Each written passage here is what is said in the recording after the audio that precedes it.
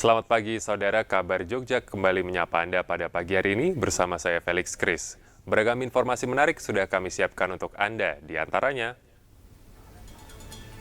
Presiden Jokowi lantik Gubernur dan Wakil Gubernur DIY.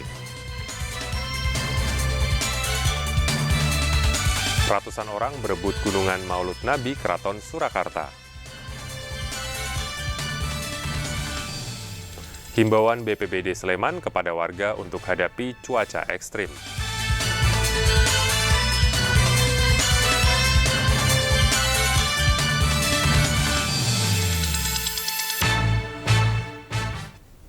Kita menuju ke informasi yang pertama. Sri Sultan Hamengkubuwono X dilantik menjadi Gubernur DIY bersama KGPAA Pakualam X sebagai Wakil Gubernur DIY untuk periode tahun 2022-2027. Keduanya melanjutkan kepemimpinannya sebagai Gubernur dan Wakil Gubernur DIY hingga 5 tahun ke depan. Indonesia tentang pelantikan Gubernur dan Wakil Gubernur Daerah Istimewa Yogyakarta. Presiden Joko Widodo resmi melantik pasangan Gubernur dan Wakil Gubernur Daerah Istimewa Yogyakarta terpilih masa jabatan tahun 2022-2027 di Istana Negara, Jakarta. Pasangan calon gubernur dan wakil gubernur yang dilantik yaitu Sri Sultan Hamengkubuwono X sebagai Gubernur DIY dan Kanjeng Gusti Pangeran Adipati Aryo Pakualam X sebagai Wakil Gubernur DIY. Pelantikan kembali Sri Sultan Hamengkubuwono X dan Sri Paduka Pakualam X sebagai Kepala Daerah dan Wakil Kepala Daerah DIY tersebut dikarenakan masa jabatannya habis pada Oktober ini. Sebagaimana ketentuan Undang-Undang Nomor 13 Tahun 2012 tentang keistimewaan jabatan Gubernur DIY diisi pemilik tahta Sultan Hamengkubuwono X, sementara posisi Wakil Gubernur DIY dipegang oleh Adipati Pakualam. Kami ada 4, yaitu kemiskinan, ketimpangan wilayah, ya. Yang ketiga itu kecukupan pangan. Yang keempat, lingkungan. Ya. Jalan tol sekarang sudah berjalan lagi, dalam arti pembebasan ya. Jadi tidak mungkin seperti harapan pemerintah pusat tahun 24 itu harus sudah selesai. Ya, tol Jogja Solo, Solo Borobudur, itu nggak mungkin selesai. Nawawi, RBTV. Kabar duka datang dari pemerintah Kota Yogyakarta Senin siang. Kepala Satpol PP Kota Yogyakarta, Agus Winarno, meninggal dunia akibat penyakit jantung dan suspek COVID-19. Sebelum dimakamkan, jenazah disemayamkan di Balai Kota Yogyakarta dengan upacara penghormatan dari seluruh jajaran ASN Pemkot Yogyakarta.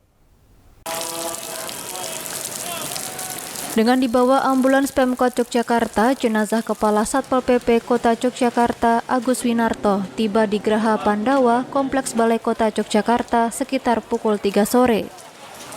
Meninggalnya Kepala Satpol PP Kota Yogyakarta diiringi duka cita dan keharuan mendalam seluruh ASN di Pemkot Yogyakarta.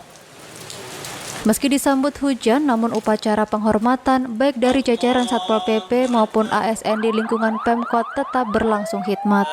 Beliau adalah orang yang selama ini saya tahu, walaupun saya baru 5 bulan di sini, saya tahu punya prinsip dalam bekerja, rajin, tekun dan ulet. Beliau punya tanggung jawab yang luar biasa. Saya tahu persis karena hampir 3 malam ini ketika puncak hari ulang tahun Kota Yogyakarta, beliau saya pantau selalu berada di lokasi. Sampai tadi malam pun beliau ada di posko sampai jam 12 malam. Gitu ya. Semulai puncak karnaval kemarin itu saya selalu komunikasi pada beliau tentang kondisi situasi keamanan ketertiban. Alhamdulillah beliau melaksanakan tugas baik dan kami dari pemerintah kota merasa kehilangan ini dan kami siap untuk melaksanakan apa yang sudah diberikan tauladannya kepada kami semua. Jenazah kemudian diberangkatkan ke peristirahatan terakhir di pemakaman Bangunrejo, Gantiwarno, Klaten, Jawa Tengah. Agung Kristiono, RBTV. Putra sulung Presiden Joko Widodo, Gibran Rakabuming Raka, angkat bicara soal pelaporan kepada ayahnya terkait tuduhan ijazah palsu. Gibran menanggapi dengan tenang hal tersebut tidaklah benar. Ono sing moto. tiap tahun di rame terus. Nek ra percaya ya wis gitu wae.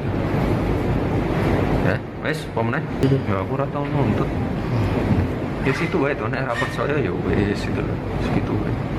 Percaya ya silakan. Hanya gara-gara masalah sepele, 5 orang menjadi korban penganiayaan dan penusukan. Para pelaku tidak terima ditegur lantaran memutar musik terlalu keras. Kini ketiga pelaku meringkuk di sel tahanan Polresta Sleman.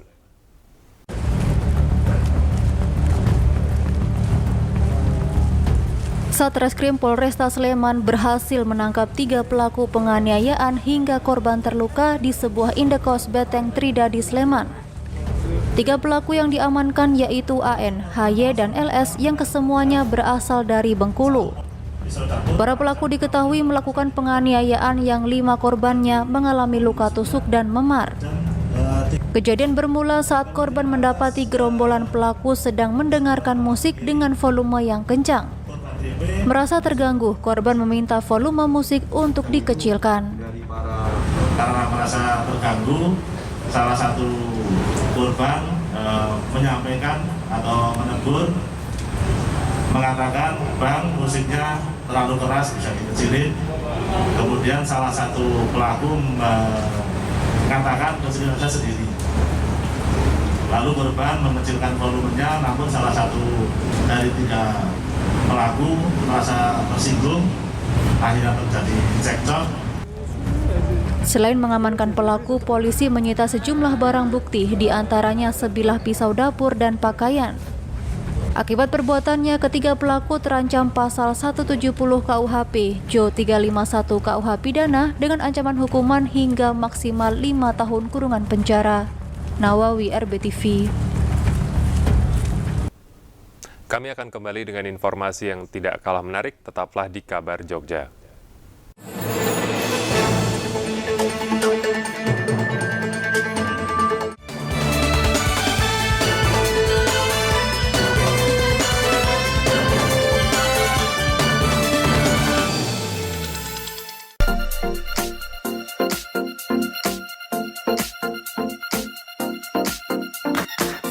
Memakai masker di setiap kegiatan.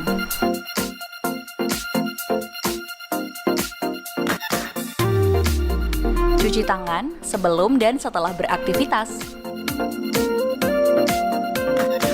Sedia hand sanitizer di setiap aktivitas. Dan selalu jaga jarak.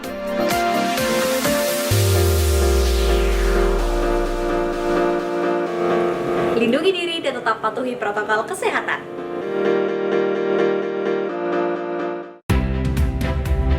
Topik yang menarik dan juga kekinian akan dibahas dalam program Obrolan Pagi, mulai dari ekonomi, sosial, politik, kebudayaan, hingga kesehatan.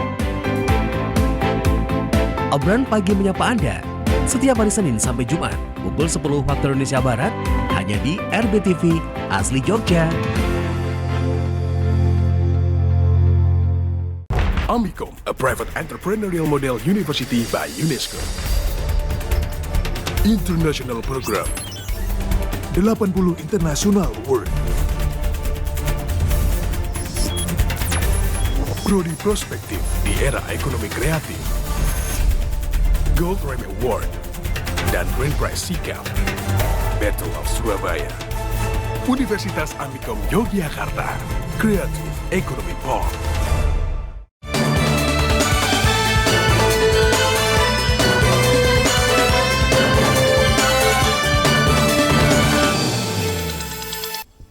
Anda masih menyaksikan Kabar Jogja. Ribuan warga di Kampung Melangi, Kapanewon Gamping, Sleman tumpah ruah menghadiri puncak perayaan peringatan Maulud Nabi di Masjid Patok Negoro. Diiringi dengan lantunan sholawatan, pembagian ribuan berkat kepada seluruh warga mengakhiri perayaan kegiatan setiap tahun tersebut. Ribuan warga dari berbagai elemen masyarakat memadati Masjid Patok Nagoro di Kampung Melangi, Kelurahan Nogotirto, Kapanewon Gamping, Sleman. Warga dari kalangan anak-anak, dewasa hingga orang tua berkumpul duduk bersila sambil melantunkan sholawat dari kitab Al-Barzanji yang mengisahkan tentang Nabi Muhammad SAW. Mulai dari kelahiran, perjalanan kehidupan, perjuangan menyebarkan Islam, kemuliaan akhlak dan keagungan beliau. Tradisi yang disebut kegiatan turun-temurun ini melanjutkan tradisi para wali terdahulu. Selain bentuk ungkap syukur sekaligus menjadi perayaan gembira, penghormatan dan mengagungkan Nabi Muhammad SAW sebagai pembawa agama Islam. Masyarakat itu sejak mungkin 2 bulan menyiapkan diri untuk menghadirkan berkat yang terbaik untuk acara ini. Dan itu tidak dikemandu, tidak ada instruksi misalnya harus buat sekian, harus buat yang baik, enggak. Panitia hanya mengumumkan bahwa peringatan Maulid itu tanggal sekian sesuai dengan rapat takmir. Kemudian yang biasa buat berkat silakan buat berkat, yang biasa membawa makanan silakan buat makanan. Di akhir kegiatan, warga pun memperoleh berkat yang berisi beragam kebutuhan hidup, mulai dari bahan pangan, sayuran, buah-buahan yang dikemas dalam satu wadah. Nawawi, RBTV. Ratusan orang berebut untuk memperoleh bagian dari gunungan di halaman Masjid Agung Keraton Surakarta di Kota Solo, Jawa Tengah. Tradisi tahunan ini untuk memperingati Maulud Nabi.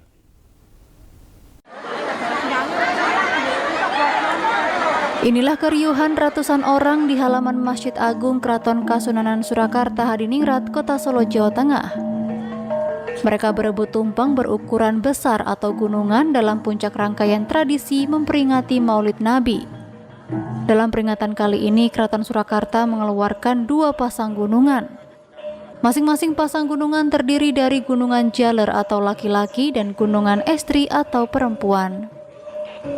Gunungan jaler terbuat dari sayur mayur hasil bumi, sedangkan gunungan estri terbuat dari rengginang dan makanan matang lainnya. Gunungan tersebut menjadi simbol rasa syukur pada Tuhan atas segala berkahnya. Ini nanti saya taruh tempat tuh pohon pisang di tempat PJKA. Sudah 35 tahun. Kegunaannya apa, Bu? Ya biar nanti kalau dikasih biar bagus. Pohonnya biar apa itu namanya, pisangnya biar apa? Berbuah. Pokoknya bagus lah, pagi-pagi biar bagus. Jadi konsepnya adalah Garbek ini kan menunjukkan sebuah kesyukuran bahwa tanggal 12 ini adalah merupakan tanggal kelahiran Nabi. Raja dan seluruh Keraton Surakarta merasa bersyukur untuk memperingati kelahiran Nabi Muhammad SAW, maka wujud syukurnya yaitu dengan membawa makanan-makanan. Sebelum menjadi rebutan, ratusan orang abdi dalam dan prajurit keraton mengirap gunungan tersebut dari kompleks Keraton Surakarta menuju ke Masjid Agung. Hajat dalam gunungan Paraden ini menjadi penutup tradisi sekaten, yaitu tradisi mengalunnya gamelan Kiai Guntur Madu dan Kiai Guntur Sari di kompleks Masjid Agung Keraton Surakarta. Rizky Budi Pratama, RBTV. Ratusan peserta dari berbagai daerah di Kabupaten Gunung Kidul memeriahkan lomba gantangan perkutut di Desa Karangrejek, Wonosari, Gunung Kidul. Selain dalam rangka melestarikan budaya leluhur, lomba gantangan perkutut ini dalam rangka memperingati Hari Jadi Desa Karangrejek ke-106.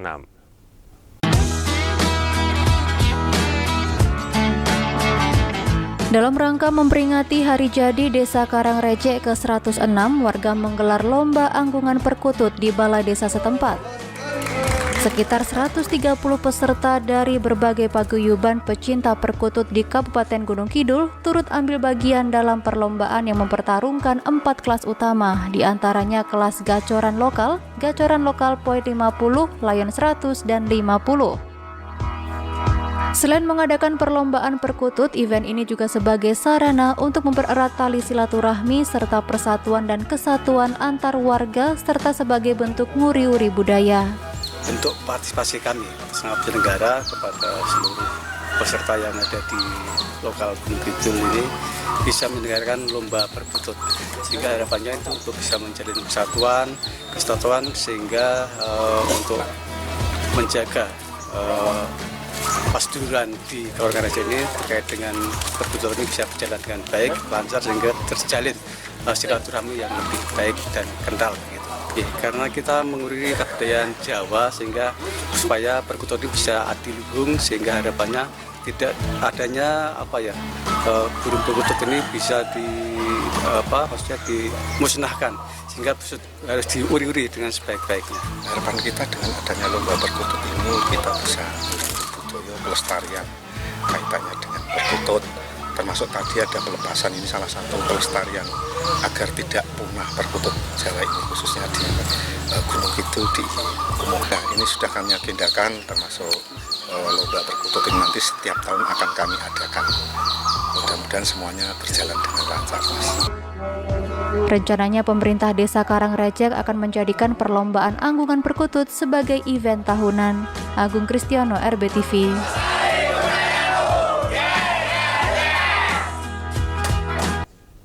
Kabar Jogja akan kembali setelah jeda berikut. Tetaplah bersama kami.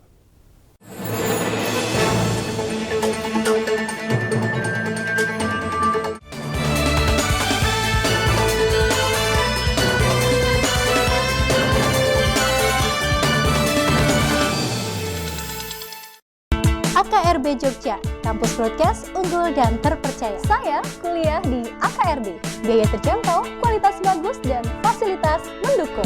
Dari awal saya ingin bekerja di TV nasional, dan sekarang sudah terbukti karena saya kuliah di AKRB. AKRB adalah kampus Diploma 3, kuliahnya banyak praktek dan cepat lulus. Lulusan AKRB berkualitas dan terbukti alumninya banyak bekerja di media. AKRB, Be Creative People. Selain dapat disaksikan di televisi, tayangan kami dapat disaksikan dimanapun.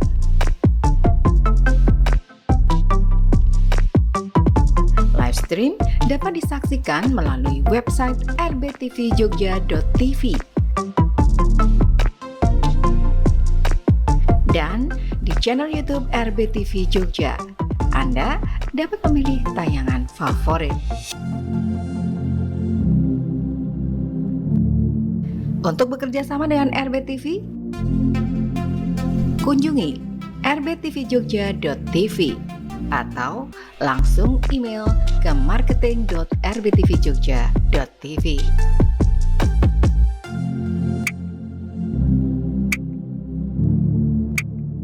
Punya pertanyaan? Hubungi Instagram atau nomor telepon kami.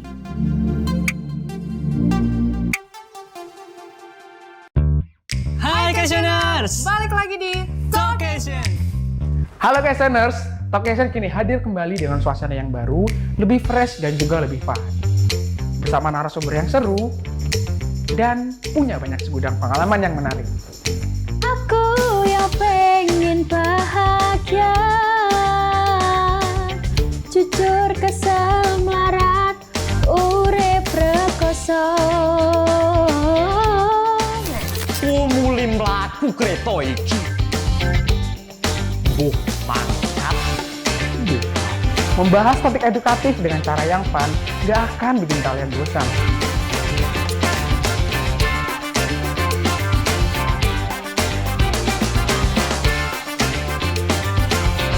Nantikan Talkation hanya di RBTV.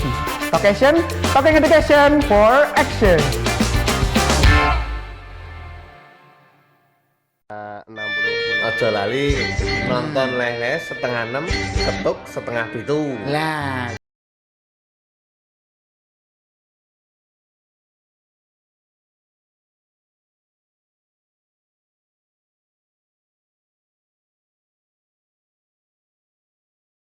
SMS, kirim salam, pilih tembang telepon. Lah, pokoknya ojo lali kudu nonton.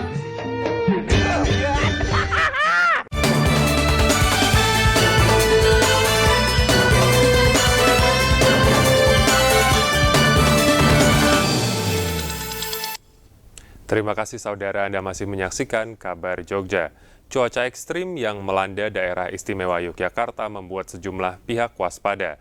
Seperti halnya BPBD Sleman yang aktif mengimbau masyarakat untuk aktif melaporkan apabila lingkungannya berpotensi kurang aman akibat cuaca ekstrim. seperti kemungkinan longsor atau pohon tumbang. Berikut hasil wawancara reporter Kabar Jogja dengan Kepala BPBD Sleman. Pemirsa, 1 minggu terakhir cuaca ekstrim melanda Kabupaten Sleman. Seperti apa langkah yang sudah dilakukan oleh BPBD? Di samping saya sudah ada Pak Makwan, beliau adalah Kepala BPBD Kabupaten Sleman. Pak, untuk di wilayah Kabupaten Sleman, kejadian terkait dengan cuaca ekstrim ini yang sudah terjadi apa saja, Pak? Oke, dari dampak cuaca ekstrim yang sudah terjadi di wilayah Sleman, beberapa dampak yang kita rasakan pertama adalah adanya pohon tumbang. Pohon tumbang. Kemudian yang kedua ada beberapa longsor, terutama longsor yang di Prambanan juga, kemudian longsor berkaitan dengan ini permukiman yang berada dekat dengan sungai. Kemudian yang ketiga adanya petir, ini juga salah satu indikasi cuaca ekstrim. Samping banjir genangan yang di wilayah Sleman ya paling banyak yang terjadi di wilayah Depok, terutama di Ring Road Utara. Ya, terkait dengan pohon tumbang sendiri masih didominan di wilayah Sleman Barat ya, Pak? Untuk sementara paling banyak kejadian hampir rata sebenarnya, karena kalau cuaca ekstrim ini kan hampir semua wilayah Sleman ini rawan. Nah, untuk beberapa kejadian yang kemarin memang lebih banyak di wilayah barat, Sleman Barat. Oke, Pak, kalau diakumulasi selama bulan awal Oktober ini sudah ada berapa kejadian, Pak, akibat cuaca ekstrim? Ya sudah puluhan kejadian yang akibat cuaca ekstrim ini. Oleh karena itu kami sangat menghimbau pada masyarakat, terutama seminggu ke depan ini informasi dari BMKG akan ada kondisi yang ekstrim, di mana kondisi ekstrim ini kalau kita sebut ya masa pancaroba peralihan, karena kan Sleman memasuki bulan musim penghujan kan di minggu ke-3, dasarian kedua, kira-kira seperti itu. Oke, Pak, yang dilakukan BPBD terkait dengan kemungkinan pohon yang roboh, apakah dalam beberapa waktu tertentu juga patroli untuk melihat pohon yang layak untuk dipotong atau seperti apa? Jadi sebenarnya masyarakat bisa melakukan identifikasi sendiri, dan yang paling tahu adalah masyarakatnya. Kami dari BPBD siap untuk mendukung peralatan maupun personil rabas. Hubungi kami, nanti kami akan datang.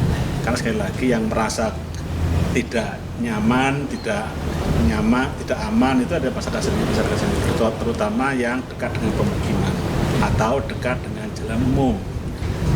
Berkaitan dengan pohon perindang jalan, sebenarnya itu adalah wilayahnya DLH. Bisa jadi langsung ke DLH, atau kalaupun terpaksa sekali sangat darurat, kami juga siap. Oke, artinya masyarakat dipersilakan ketika melihat ada pohon yang berpotensi untuk nanti terkena angin puting beliung atau terkena cuaca ekstrim untuk bisa melaporkan ya, Pak? Iya, betul. Jadi yang kira-kira berpotensi tumbang dan berdampak pada mengganggu layanan publik. Misalnya, wah ini pohon ini kegugurannya tinggi sekali, kalau ini roboh menimpa kabel listrik, kabel telepon, itu kan menjadi persoalan lagi. Ya. Oke, kemudian Pak, terakhir himbauan Pak Makwan kepada masyarakat terkait dengan cuaca ekstrim, baik yang di wilayah potensi angin puting beliung maupun yang berada di lereng-lereng seperti yang di wilayah Prambanan, Pak. Iya, yang pasti yang pertama masyarakat harus selalu mengupdate informasi cuaca. Oke.